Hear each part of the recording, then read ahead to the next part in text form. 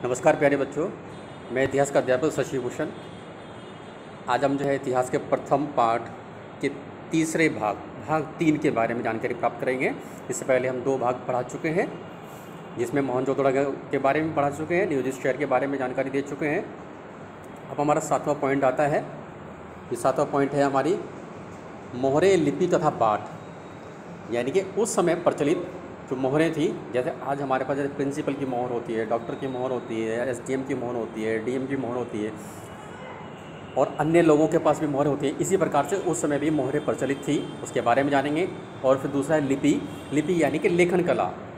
जैसे हम हिंदी भाषा लिखते हैं, देवनागरी लिपि में लिखते हैं, अंग्रेजी लिखते हैं, रोमन भाषा लिपि में लिखते हैं, तो इसी प्रकार की लिपि उस समय भी प्रचलित थी, उसके बारे में जानेंगे। तीसरा है हमारा बाट, यानी कि सामान को तोलने के लिए जो व्यवस्था थी वो बाट थे, उनके बारे में जानेंगे। तो चलिए पहला पॉइंट जो जानते हैं हम 7.1 मोहरें और मुद्रांकन। मोहरें क्या है, देखिए बेटा, ये आपका दिया हुआ है। मोहरें और मुद्रांकन का प्रयोग लंबी दूरी के संपर्क को सुविधाजनक बनाने के लिए होता था उस समय। मान लीजिए, कल्पना कीजिए कि सामान से भरा हुआ एक थैला है एक, उसके ऊपर जो है एक रस्सी से उसके मुंह को बांध दिया गया है और उसके मुंह के ऊपर, यानी कि जो रस्सी की गांठ लगा रखी है उसके ऊपर गीली मिट्टी, काफ़ी सारी गीली मिट्टी वहाँ पर रख दी गई और उसके ऊपर मोहर दबा दी गई गीली मिट्टी के ऊपर, और उस मोहर की छाप उस गीली मिट्टी पर पड़ जाती थी और उस गीली मिट्टी पर जो है मुद्रांकन, इस तरीके का मुद्रांकन आपको गीली मिट्टी पर जो है देखने को मिलता था। और इस थैले को लगाने का क्या कारण था? इस थैले को अपने गंतव्य स्थान पर पहुँचने तक ये जो मुद्रांकन था, अगर अक्षुण्ण रहता था, मतलब बिना छेड़छाड़ के सही सलामत टूटता नहीं था, पहुंच जाता था अपने इस गंतव्य स्थान पर, तो इसका अनुमान था कि इस थैले के साथ किसी प्रकार की छेड़छाड़ नहीं की गई है। इसलिए जो है मुद्रांकन किया जाता था कि भाई कोई उस थैले को खोलकर उसमें सामान ना निकाले। तो एक करके सील, जिसको कहते हैं आज इंग्लिश में, जो हम सील लगा दी जाती थी मोहर के माध्यम से। और दूसरा जो है, सील के माध्यम से हमें पता चल जाता है, भेजने वाले का नाम पता चल जाता है कि भी उस सील के ऊपर भेजने वाले व्यक्ति का नाम हुआ करता था।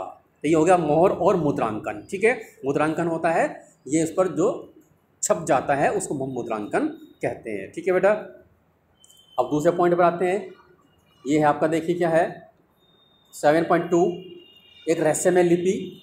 ये क्या है? एक रहस्यमय लिपि कि हड़प्पा सभ्यता में हमें जो मोहरें मिली हैं, मोहरों के ऊपर एक लेख जो मिला है, उस लेख को हम जो है अभी तक पढ़ नहीं पाए हैं, इसलिए हम इसको रहस्यमय लिपि के नाम से जानते हैं। कुछ मोहरें मिली हैं, देखिए जैसे इसमें कहा गया है कि हड़प्पाई मोहरों पर एक पंक्ति में, इस प्रकार की एक पंक्ति है ये, इस पर जो है कुछ यहाँ पर इस तरीके से लिखा हुआ है, जो संभवतः मालिक के नाम, कह रहे कि ये किसके? मालिक के नाम में पदवी को दर्शाता था। तो विद्वानों ने अनुमान लगाया है कि इन मोहरों पर ज़्यादातर, इन मोहरों के ऊपर जो है एक जानवर का चित्र भी देखने को मिलता है, और शायद अनपढ़ लोगों को सांकेतिक रूप से इसका अर्थ बताने के लिए कि इस मोहर पर क्या लिखा है, वो चित्रों के माध्यम से अनपढ़ लोग भी इसका अनुमान लगा लिया करते थे। तो ये हो गया, मोहरों पर जो चित्र बनाए गए हैं, अनपढ़ लोग किस प्रकार से उसका अनुमान लगाया करते थे। अब देखिए इसमें कि अधिकांश जो लेख मिले हैं हमें, हड़प्पा सभ्यता में जो लेख मिले हैं वो ज़्यादातर कैसे हैं? संक्षिप्त हैं। संक्षिप्त यानी कि बहुत छोटे हैं, भाई इतने बड़े ना होकर ये छोटे लेख हैं इस तरीके के। ठीक है, और सबसे लंबे अभिलेख में लगभग, मान लीजिए ये सबसे लंबा अभिलेख है, ये जो लिपि है उसमें 26 चिन्ह हैं, सबसे लंबे अभिलेख में 26 चिन्ह हैं, लेकिन यह लिपि अभी तक पढ़ी नहीं जा सकी है। और हमारे पुरातत्वविद मानते हैं कि यह वर्णमालीय नहीं है। क्या है ये? यह वर्णमालीय नहीं है, कि जहाँ प्रत्येक चिन्ह अथवा स्वर एक व्यंजन को दर्शाता है। वर्णमालीय यानी कि जैसे हम हिंदी भाषा पढ़ते हैं, इसमें स्वर होते हैं और व्यंजन होते हैं, ऐसी हर भाषाओं में स्वर और व्यंजन वगैरह होते हैं। तो इसमें शायद स्वर और व्यंजन नहीं थे, क्योंकि इसमें चिन्हों की संख्या ज़्यादा है। इसमें चिन्हों की संख्या कहते हैं, इसमें ये क्या है, ये बहुत ज़्यादा है, और लगभग 375 से लेकर 400 के बीच में इसमें जो है चिन्ह हड़प्पा की लिपि में पाए गए हैं। और इसमें देखिए अगला पॉइंट कितना इंपॉर्टेंट है कि संभवतः यह लिपि दाईं ओर से, कहाँ से? राइट साइड से, यानी कि राइट साइड से लिखी जाती थी। मान लीजिए आपका ये इस तरीके का एक पेज हो गया और ये यहाँ से लिखना शुरू किया और ये इधर जो है यहाँ तक लिखते हुए चले गए लास्ट तक, और यहाँ पर जो है ये इन्होंने इतनी जगह छोड़ दी। तो हमने अनुमान लगाया है संभवतः यह लिपि जो है दाईं ओर से बाईं ओर लिखी जाती थी, क्योंकि यहाँ पर जो है हमें चौड़ा अंतराल ये देखने को मिलता है और इधर जो है अंतराल नहीं है। तो अनुमान लगाया जाता है कि यहाँ पर से लिखना शुरू किया और लास्ट में जो है अंतराल नहीं बचा, तो संभवतः दाईं ओर से लेकर ये बाईं ओर लिपि लिखी जाती थी। चलिए अगले पॉइंट पर आते हैं। हम जो है ये देखिए क्या है, हम ये जो लिपि है बच्चों, विभिन्न प्रकार की वस्तुओं पर जो है लिपि हमें देखने को मिलती है। वो कौन कौन सी चीज़ें बच्चों, ये आपको ध्यान रखना है कि कौन कौन सी वो चीज़ें हैं जिन पर ये लिखी जाती थी। मोहरों पर, मोहर चाहे मिट्टी की हो या धातु की हो, तांबे के औजार, मर्तबान यानी कि जो घर में इस्तेमाल करने के जो मिट्टी के बर्तन होते हैं उनको मर्तबान कहते हैं। फिर तांबे तथा मिट्टी की लघु पट्टिकाएँ, तांबे की पट्टिकाएँ इस तरीके की ये, और मिट्टी की पट्टिकाएँ उन पर लेख लिखा जाया करता था। आभूषणों पर लेख मिले, अस्थि छड़ों पर मिले, यानी कि जो हड्डियाँ होती हैं उन पर भी कुछ ये आपको लिखावट मिलती है। एक और चीज़ है जो है वह सूचना पट, कोई इस प्रकार का कोई सूचना पट आपको इसमें प्राप्त हुआ है। तो हमने अनुमान लगाया है शायद ये लोग इन मोहरों पर, तांबे के औजार पर, मर्तबान पर, तांबे की मिट्टी और मिट्टी की लघु पट्टिकाओं पर, आभूषण, अस्थि छड़ों पर और सूचना पट आदि पर जो हमें लेख प्राप्त होते हैं। संभवतः ये लोग नष्ट होने वाली चीज़ों पर भी लिखा करते थे। नष्ट होने वाली चीज़ें जैसे कि आपके पत्ते वगैरह हो गए, ये नष्ट हो सकते हैं, उन पर भी लिखा करते थे। लकड़ी हो गई, उन पर लिखा करते थे। तो इतनी सारी चीज़ें हमें लिखावट के लिए सामान मिलता है, तो इससे हम अर्थ लगाते हैं संभवतः साक्षरता व्यापक थी, यानी कि साक्षरता बड़े पैमाने पर उस समय प्रचलित थी। तो बच्चों ये हो गया हमारा एक रहस्यमय लिपि के बारे में। अब अगले पॉइंट पर आते हैं हम इसमें बाट। ठीक है, बाट की व्यवस्था यानी कि वस्तुओं को तोलने के लिए कैसी व्यवस्था थी। इसमें कहा गया देखिए, विनिमय बाटों की एक सूक्ष्म या परिशुद्ध प्रणाली द्वारा नियंत्रित थे। विनिमय यानी कि लेन देन बाटों के माध्यम से एक सूक्ष्म प्रणाली के द्वारा नियंत्रित थे। ठीक है, तो अगर कोई वस्तु लेनी है, खरीदनी है, बेचनी है तो वो बाट उसका प्रयोग किया जाता था तोलने वगैरह में। और ये बाट जो है किस नामक पत्थर से बनते थे, चर्ट नामक पत्थर से बनाए जाते थे। चर्ट नामक पत्थर तो उससे ये बनाए जाते थे। और इन बाट के ऊपर जो है किसी प्रकार के निशान देखने को नहीं मिलते। और ये जो है किस प्रकार के घनाकार थे। कैसे थे ये बेटा, ये घनाकार थे, इस तरीके के थे ये कि भाई ये 3 डायमेंशनल इस प्रकार की हो जाती है। ठीक है, ये घनाकार थी, जैसे हमारी डाई होती है खेलने वाली, लूडो के खेलने वाली डाई होती है तो घनाकार होती है, ऐसी ये घनाकार थे ये बाट भी जो है। और इन पर किसी प्रकार का यहाँ पर कहीं भी कोई निशान देखने को नहीं मिला है। ठीक है, और ये जो थे ये निशान रहित मिले हैं। ठीक है, इन बाटों के निचले मानदंड दिवधारी हैं, यानी कि जो छोटे बट्टे हैं, कम वजन वाले बट्टे हैं, वो जो है दिवधारी हैं। 1, 2, 4, 8, 16, 32 इत्यादि 12,800 तक ये दिवधारी अंकों में प्राप्त होते हैं। ठीक है बेटा, ये हो गया निचले मानदंड, दिवधारी हो गया। और जबकि ऊपरी मानदंड, याद रखना, निचले मानदंड और ऊपरी मानदंड थे दशमलव प्रणाली पर आधारित थे। दशमलव प्रणाली पर आधारित है, यानी कि आपका 10.5 हो गया, 10.2, 3, 4, 7 हो गया, ऐसे तो दशमलव प्रणाली पर आधारित थे। छोटे बाटों का प्रयोग देखिए बेटा, छोटे बाटों का प्रयोग संभवतः है जैसे सुनार की दुकान पर होता है, छोटे छोटे बाट होते हैं, वो आभूषण और मन के तोलने के लिए इस्तेमाल करते थे। तो उस समय भी छोटे बाटों का प्रयोग आभूषण और मन के तोलने के लिए इस्तेमाल हो जाता था। हमें जो है धातु से बने हुए तराजू के पलड़े भी प्राप्त हुए हैं। तो ये बच्चों ये हो गया हमारा बाट के विषय में। ठीक है, तो हमने 3 चीज़ के बारे में जान लिया, हमारे मोहरों के और मुद्रांकन के बारे में। ठीक है, दूसरा था हमारा रहस्यमय लिपि के बारे में, तीसरा हो गया हमारा बाट के बारे में। ठीक है बेटा, इसके बाद हमारा अगला पॉइंट आ जाता है आपका प्राचीन सत्ता, यानी कि उस समय की जो हमारी सत्ता थी किस प्रकार की प्रचलित व्यवस्था थी। कि हड़प्पाई समाज में देखिए, हड़प्पाई समाज में जटिल फैसले लेने और उन्हें कार्यान्वित करने के संकेत मिलते हैं। जटिल फैसले, जैसे कोई बहुत बड़ी इमारत बननी है तो उसको फैसला करने वाला कौन है, उसके लिए इतनी सारी लेबर की व्यवस्था कैसे होगी।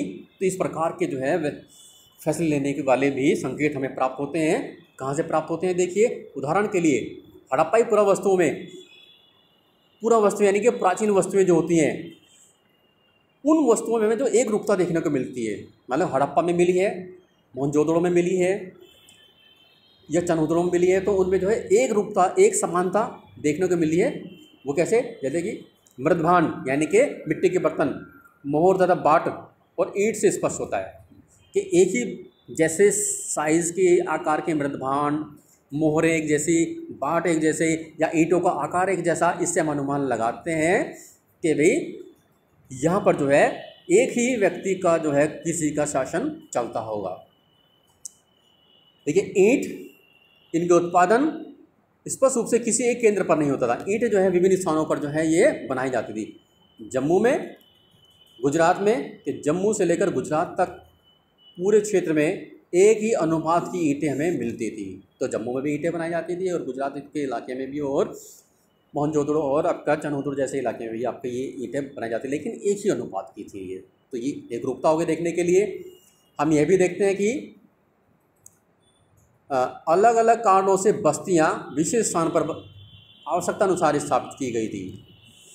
कि अभी अलग अलग कारणों से, कहीं पर कच्चे माल के लिए स्थापित कर दी गई, कहीं ईंट बनाने के लिए कुछ बस्तियां बनाई गई, कहीं मनके बनाने के लिए स्थापित की गई कुछ बस्तियां। तो अलग अलग कारणों से विशेष बस्तियां कच्चे माल वाले स्थानों पर स्थापित की गई थी। इसके अलावा इसके अतिरिक्त ईंट बनाने और विशाल दीवार तथा चबूतरे के निर्माण के लिए श्रम संगठन भी किया जाता था। यानी कि ईंट बनाने के लिए बहुत सारी हमें लेबर की ज़रूरत है, विशाल दीवार बनाई जा रही है, उसके लिए भी बहुत सारे लोगों की आवश्यकता है। और चबूतरे बनाए जाते थे, चबूतरे के ऊपर जो है दुर्ग वगैरह बनाए जाते थे, विशाल सभा भवन बनाए जाते थे। तो इसके लिए भी बहुत बड़ी मात्रा में श्रम यानी कि श्रमिकों की आवश्यकता होती थी। यानी कि उस समय श्रम का संगठन करने वाले भी कोई सत्ता थी। तो ये था प्राचीन सत्ता, यानी कि जटिल फैसले करने वाले लेने के लिए भी हमें कुछ प्रमाण मिलते हैं प्राचीन वस्तुओं से। कि ईंट बनाने के लिए, विशाल दीवार बनाने के लिए, चबूतरे बनाने के लिए कौन फैसला करेगा और कितने लेबर की जरूरत होगी, तो इन सब के लिए जो है कोई ना कोई व्यवस्था उस समय प्रचलित थी। ये हो गया बेटा आपका प्राचीन सत्ता के बारे में। आप पढ़ते हैं, ये देखिए आपका है ये प्रसाद तथा शासक। ये आपका क्या है, प्रसाद तथा शासक। प्रसाद यानी कि भवन और शासक यानी कि सम्राट। कि सत्ता के केंद्र अथवा सत्ताधारी लोगों के विषय में हमें जितनी भी पुरातात्विक वस्तुएं मिली हैं उस समय की, हमें कोई जवाब नहीं देते कि वहाँ पर कौन लोग शासन करते थे और सत्ता का केंद्र मोहनजोदड़ो था, हड़प्पा था, या कौन सा केंद्र था यहाँ पर जो है। तो हमें कोई ऐसा प्रमाण पुरावस्तुओं से प्राप्त नहीं होता या अवशेषों प्राप्त नहीं होता कि पुरातत्वविदों ने मोहनजोदड़ो में मिले एक विशाल भवन को प्रसाद की संज्ञा दी है। मोहनजोदड़ो में एक बहुत बड़ा हमें सभा भवन मिला है जिसमें पिलर खड़े हुए मिले हैं और बीच में बैठने के लिए जो है कुछ स्लेब जैसी बनाई गई है। तो अनुमान लगाया है शायद ये राजा का दरबार हुआ करता है जिसको सब प्रसाद की संज्ञा उस समय हमारे पुरातत्वविदों ने दी है। इसके अलावा एक पत्थर की मूर्ति को पुरोहित राजा की संज्ञा दी गई है। यह नाम आज भी प्रचलित है, पुरोहित राजा। जैसे कि आपका ये देखिए यहाँ पर पुरोहित राजा की ये तस्वीर है, अभी हम आपको दिखाते हैं। इसमें ये पुरोहित राजा, ये देखिए ये पुरोहित राजा है। इस प्रकार की तस्वीर आपको देखने को मिल रही है यहाँ पर। ये तो ऐसी तस्वीर हमें मिल रही है इसमें। तो शायद ये व्यक्ति वहाँ का शासक रहा होगा जिसे पुरोहित राजा का नाम दिया गया है। और पुरोहित राजा का नाम हमारे पुरातत्वविदों ने क्यों दिया, इसको भी जानने का प्रयास करेंगे हम। देखिए इसमें ये आपका है इसमें कि पुरोहित राजाओं से परिचित कैसे है कि मेसोपोटामिया, जो मेसोपोटामिया की सभ्यता इराक में मिली है, कि वहाँ पर भी हमें पुरोहित राजाओं की इस प्रकार की तस्वीरें प्राप्त हुई है। तो हमारे पुरातत्वविदों ने वहीं से समानता प्राप्त की है कि जैसे वहाँ लोग शासन करने वाले थे, शायद ऐसे ही लोग यहाँ पर शासन करने वाले थे। तो हमने उसको भी पुरोहित राजा की संज्ञा दे दी है। लेकिन हड़प्पा सभ्यता में अनुष्ठानिक प्रथाएं अभी तक ठीक प्रकार से हम नहीं समझ सके हैं। अनुष्ठानिक प्रथाएं यानी कि किस प्रकार की जो है धर्म से संबंधित प्रचलित मान्यताएं थी, उनको हम सही प्रकार से अभी तक नहीं समझ सके हैं। जो लोग अनुष्ठानों का निष्पादन उस समय करते थे हड़प्पा सभ्यता में, क्या उन्हीं के पास राजनीतिक सत्ता थी? तो हम शायद हमें यही नहीं पता कि उस समय ये जो अनुष्ठान किया करते थे, जैसे कि यज्ञ करने के प्रमाण प्राप्त होते हैं, तो शायद जो ये यज्ञ करते थे क्या वही लोग वहाँ के राजनीतिक रूप से प्रमुख हुआ करते थे या वही राजा हुआ करते थे? ये हमें अनुमान इस प्रकार का नहीं प्राप्त हुआ है किसी भी तरीके से। अगले पॉइंट पर आते हैं, देखिए बच्चों, ये ना कि हमारे कुछ पुरातत्व विदों के अनुसार ये मत है हमारे कुछ पुरातत्व विदों का कि हड़प्पाई समाज में कोई शासक नहीं था। भाई कई तरह के मत प्रचलित हैं वहाँ के शासक के बारे में, राजाओं के बारे में, कि वहाँ पर कोई भी पहला मत था कि हड़प्पाई समाज में कोई शासक नहीं था और सभी की सामाजिक स्थिति समान थी, यानी कि सब लोग समान थे और सभी से जो है डिसीजन के बारे में राय ली जाती थी। पहला मत ये हो गया। चलिए दूसरा मत आ जाइए, देखिए क्या है वहाँ के राजा के बारे में, शासक के बारे में, कि यह है कि कोई एक नहीं बल्कि कई शासक थे, कि हड़प्पा सभ्यता में कोई एक शासक नहीं था बल्कि कई शासक हुआ करते थे। वो कौन से थे? जैसे कि भी हड़प्पा का अलग राजा था, मोहनजोदड़ो का अलग था और हड़प्पा का अलग अलग राजा हुआ करते थे। दूसरा मत ये हो गया। लेकिन तीसरे मत के अनुसार देखिए कुछ और यह तर्क देते हैं कि भी ये पूरा का पूरा एक ही राज्य था, यानी कि हड़प्पा, मोहनजोदड़ो, चनहुदड़ो, कालीबंगन, धोलावीरा, ये सारा पूरा एक ही राजा के नियंत्रण में था। तीसरा मत ये था हमारे पुरातत्वविदों का। ये ऐसा हम अनुमान कैसे लगाते हैं? ये कहा इसने पूरा वस्तुओं में समानता, कि भी हड़प्पा में जो वस्तुएं मिली वो भी एक जैसी हैं, मोहनजोदड़ो में जो मिली वो भी एक जैसी हैं, चंद्रहुदड़ो में जो मिली वो भी एक ही आकार प्रकार की हैं। तो उन पूरा वस्तुओं में समानता के आधार पर अनुमान लगाया गया है संभवतः ये एक ही राजा के अधीन इतना बड़ा क्षेत्र था। ठीक है, अब देखिए कैसे अनुमान लगाते हैं हम इसमें। वो क्या अनुमान है हमारे? देखिए यहाँ पर ये पूरा वस्तुओं में समानता, प्राचीन वस्तुओं की समानता के आधार पर, और दूसरा इसमें है इन्होंने बताया है नियोजित बस्तियों के साक्ष्य, यानी कि बस्तियाँ मोहनजोदड़ो में भी हड़प्पा में भी एक नियोजित तरीके से बसाई गई थी। तो अनुमान लगाते शायद दोनों ही जगह एक ही शासक हुआ करते थे। और फिर ईंटों के आकार के आधार पर एक निश्चित अनुपात की है, जम्मू में भी एक ही अनुपात की ईंट मिलती है, मोहनजोदड़ो में भी, हड़प्पा में भी, चनहुदड़ो में भी और अन्य स्थानों पर भी एक ही अनुपात की है। इसके अलावा इस पूरी सभ्यता में बस्तियां जो है कच्चे माल के समीप बसाई जाती थी, जैसे नागेश्वर हो गया, बालाकोट हो गया, यहाँ से शंख मिला करते थे, तो यहीं पर जो है कच्चे माल के समीप ही बस्तियां बसाई जाती थी। ऐसे भी हमें प्रमाण प्राप्त होते हैं कि संभवतः पूरा एक ही राजा था इस पूरे क्षेत्र का। तो इसमें जो अनुमान लगाया गया है, तो तीसरा अनुमान जो था ये कि अंतिम परिकल्पना, यानी कि तीसरा अनुमान जो है युक्ति संगत प्रतीत होता है, यानी कि तीसरा अनुमान है कि भी संभवतः ये एक ही राजा के अधीन थे। और ये अनुमान कैसे लगाते हैं? पूरा वस्तुओं में समानता के आधार पर कि एक ही जैसी बस्तियां, ईंटों के आकार में निश्चित अनुपात और बस्तियां जो कच्चे माल के समीप, इससे हम अनुमान लगाते हैं शायद यहाँ पर एक ही शासक वर्ग था। ठीक है बच्चों, तो ये हो गया आपका इस तरीके से कि हड़प्पा में प्रसाद और शासक के बारे में जानकारी। तो बच्चों आज के लिए इतना ही। आप तब तक इस वीडियो को देखते रहिए और इसमें जो दिए गए हैं पॉइंट्स हैं उनको ध्यान से सुनिए, जो हमने बताया है उसको ध्यान से सुनिए और उसको कॉपी में इनको लिखने का कार्य कीजिए। अगली वीडियो के साथ हम कल फिर मिलेंगे।